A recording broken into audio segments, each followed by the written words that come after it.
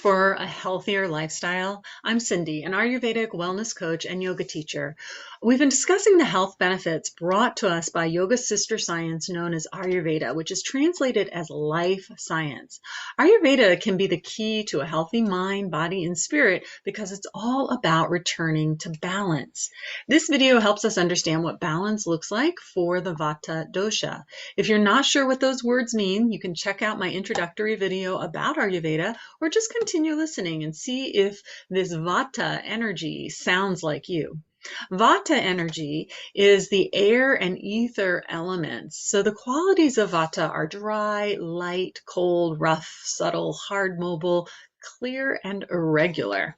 Vata dosha types tend to have long, slender bones, light, flexible bodies, although they don't have to. All of these are just what a typical Vata seems like. Their appetite and thirst is irregular, and they can forget to eat because they're just so busy in their minds. They're very active, and they can have digestive issues such as constipation and malabsorption. Vatas tend to be very alert and quick to act, often acting without thinking. They are quick in general with their movements, their speech, their walking speeds, and they make changes easily. They become bored quickly, especially when they're doing the same routines. Vatas really prefer to be in constant motion. They're air people, so it's movement. And if it's not in their bodies that they're moving, it's in their minds.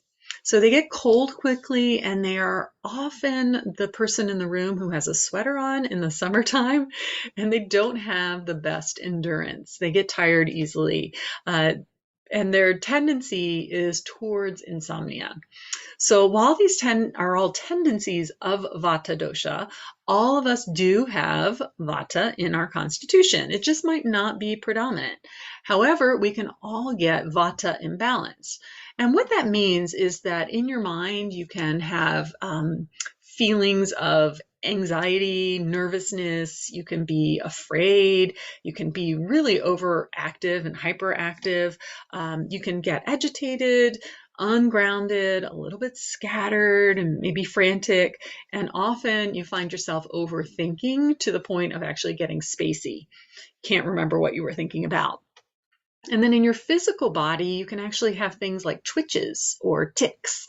You can get dry skin, you can get dry, hard stools. There's often some gas or some bloating in the digestive tract. There's also that insomnia, the restless or disturbed sleep. And sometimes there can be an intolerance to loud noises when we're getting Vata imbalanced.